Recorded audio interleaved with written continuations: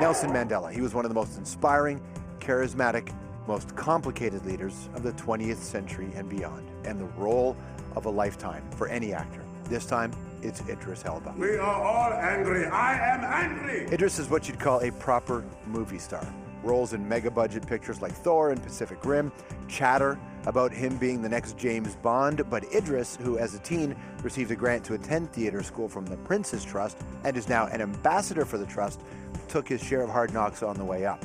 Unemployed for years on end, lived in a van before landing the role. It's just even when I say this role, it gets me heart palpitations, of Stringer Bell, one of the television revolutions known as The Wire. Is that it? Because if it is, man, I could be a better friend to y'all alive. The Wire was as addictive as the drugs Stringer and the Barksdale crew were slinging on those mean streets of Baltimore, and it helped Idris land his own BBC series called Luther. Do not pick up that phone! In spite of all of it, Idris has faced a very daunting task, playing Mandela. It's a new biopic that premiered at the Toronto International Film Festival. It's called Mandela, Long Walk to Freedom. If needs be, it is an ideal for which I am prepared to die. Oh boy, my friends, please welcome Idris Elba! Hey, what's up? What's up, Mama? Hey, man, how are you? Good, I'm really good. Nice to see you. Yeah, you too. Congratulations. Oh, thanks, man. Dude, I mean, listen, playing Mandela is a thing. It's a thing. I don't think I'm going to act anymore. I've done it now. That's it. I've played Mandela. He's like God. The beginning of the conversation, like, how did it happen? Were you actively going for it? Did it come straight to you? You know what? I was here, actually. I was in Toronto when I was making Pacific Rim, and we got the phone call that, you know, they really want to discuss playing Mandela. And I was like, what? Really? No way. I mean, and then I read scripts and came back and forth with them, and then the director came to Toronto and sat down with me, and we discussed it. And I was really nervous. I was like, there's just no way. I mean, I don't look anything like Mr. Mandela. I don't understand how I could do it. But, you know, we didn't want to go for a looky-likey Mandela. And we opened up this idea that we're going to play a younger Mandela that, you know, not too many people know about. That was the most interesting part when I was watching the film. I was like, I've never seen the young Mandela move around and box and those sorts, because we only see a couple of photos and then the guy that got out of prison. That's right, that's right. And we all know what he looks like now. But the focus for a lot of the film is this younger Mandela, which is where, you know, the interesting stuff. You know, his book's called A Long Walk to Freedom, and we're like, well, what's the long walk? You know, we think it's about him being in prison, but it's really about his life prior to him being in prison. Yeah. You know, he was around 40 when he became an activist, you know, and that's late in life. And so we, you know, wanted to look at the whole journey. The pressure to be on a black man to play Mandela in this era has got to be something. He's one of these men that has, you know, made change, massive change in our world. Did you have exchanges with him? No, I didn't meet him. I met Winnie Mandela, who called me her husband. I like that. She was like, hey, husband. Hey, Winnie. Well, she's a pretty controversial figure, not just in the film, but in life afterwards. Yep, what was that conversation like with her? She's a formidable character, you know, even now as an older lady, she's so strong, focused. She made me really understand that, you know, the Mandela name is not just Mr. Mandela, you know, it's his family. It's what comes with that. And the legacy of this family is so, so deep. The many parts of the film that I watched, and I loved it, got me to react. Check this. To spend 27 years in prison is too high a cost, especially when you have a family. But no, in the sense that as a result of this, our attitude, our spirit have been enriched. That's him on CBC talking about too high a cost. What was like connecting to that version? The sacrifice. I really connected to the sacrifice. I've been telling people, you know, that when I went to South Africa, what I did immediately is I wrote to the Robben Island and asked if I could stay there on the prison. And their last prisoner stayed there in 1980 or something. So I said, can I stay there for the night? And they said, no, are you joking? No way. And I persisted, and eventually they said that I could stay in a cell for one night on the wing that Mandela. I couldn't stay in his cell, but I could stay in one of the nights.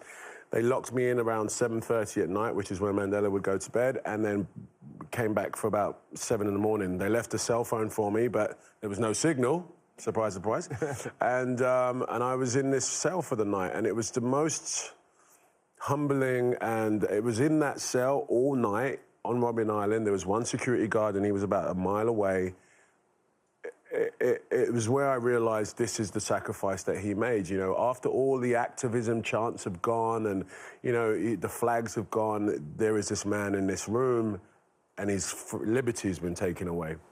What's it like coming off a movie like Pacific Rim where you're using language and you're talking about things that aren't real? So you're doing that, right? And I'm sure some of the stuff you're talking about, you don't even know what the hell you're talking about, right? To go from that to something that is so real. Yeah. What's the transition like in your head? I mean, it was nuts, actually, because I was here shooting that film, going off and talking about, oh, look at that monster. Yeah. Do you see it yet?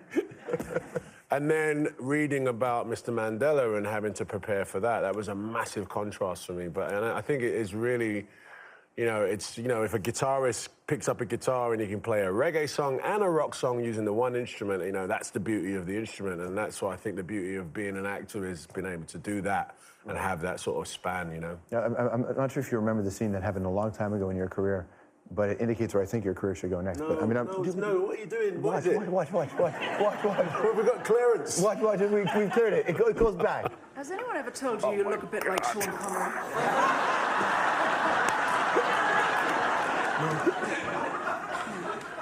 Hey, Hilt, if I said you have a beautiful body, would you hold it against me? Shall we dance? I'll lead.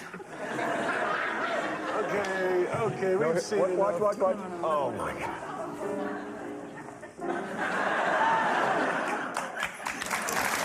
Dude, you're absolutely fabulous.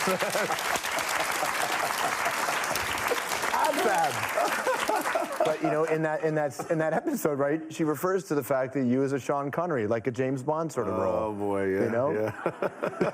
Back then. Have you been compared to Sean Connery a lot in your life? No, man.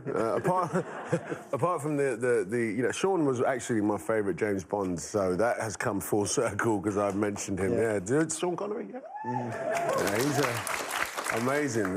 So that's really funny. I haven't seen that for years. Jeez. But that's the beginning of your career. That's early, right? Yeah, that was very early. Yeah. When you got the call saying you got the gig.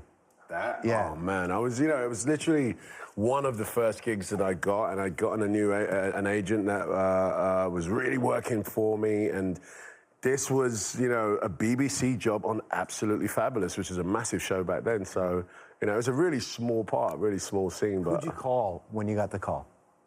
Probably my mum and dad. Yeah. What would they make of all this that's happened since? I showed my parents Mandela, and it was just a very emotional day. I mean, I can't even put it into words, you know. My mum and dad, I didn't go with them, but they went to see it, and it was just tears.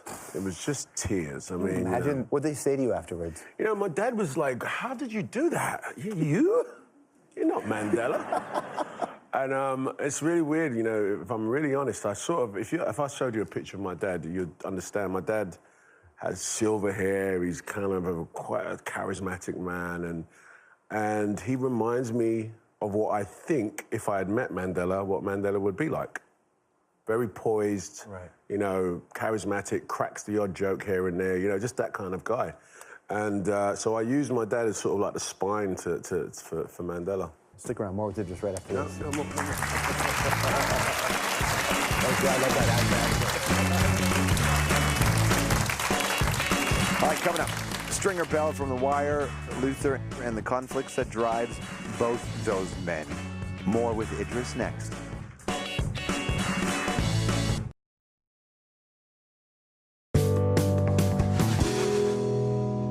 Okay, so Idris, I'm a huge fan of you, The Wire, of Luther. I have a question. So Stringer's a gangbanger, but at his heart he's a businessman. He plays that side of the field. With Luther, he's a cop, but he walks the other line with that. At the core is the conflicted. Do you find this important as an actor for every character to have a major conflict like that? Back with Idris, that's Wes Bentley, the great actor, asking you that question. Do you need that conflict? That conflict certainly offers more challenge, definitely, you know. And, you know, to be honest, you know, they never really start out that way. They don't start out with characters with conflict. They start out with a character that has a desire for something. And what I think, you know, what I think the combination of myself, directors and writers is exploring the human thing that we call conflict. We all have conflict, whether it's what to wear in the morning or what to do right or wrong, you know, and I think I'm really interested in that. And I like to, you know, I think it's more of a challenge to play characters that explore that. What's it like when you work across from somebody like Sean Penn, which is what you're doing now? Right. His next film is a gunman, is it? Yeah, Prone Gunman. Sean Penn, man, is... You know, when you work with a legend like that, who's turned in years of performances, you know, first of all, I'm nervous. I get very nervous around people that I admire. And actually, I think to a fault, to a place where I'm not as confident as an actor. But Sean came to this private dinner I had, and you know, it was 10 of my best mates, and Sean walks in and he, you know, sits down. Everyone's like, wow, that's really Sean Penn. And he did this really lovely birthday speech talking about actors and so on. And that was, it floored me, you know, someone of that caliber who has worked with the greats, who was sitting in a room with me, you know, that was one of the moments in my career that I've gone, wow, you know, that's a nice moment for someone like that to talk about me like that. All right, let me rapid fire some questions to you. Are you ready for this one? Okay. All right. Name one film role that your impressive stature, your frame, that whole thing, you know, what's the one role that you would automatically qualify for without even auditioning for? You know, I want to do a film where I have to play someone that's a sportsman. I haven't done that. Most of my life I've been athletic. Yeah. I played basketball, football, rugby, cricket, everything, but I've never done it in a film. And so anything with a bit of sportage, I'm in. Is there an athlete that you admire that you want to play? Well, I don't want to say it. If I say it, everybody will be like, but Jordan. Yeah. Well, why not? My man over there was like... No, wait, how tall are you? Well, maybe I'm not tall enough. I'm not tall enough. Jordan was a 6'6", right? That would be pretty fantastic, actually, if you could pull that one off. Last question. Did Stringer Bell really deserve to die? Oh, man.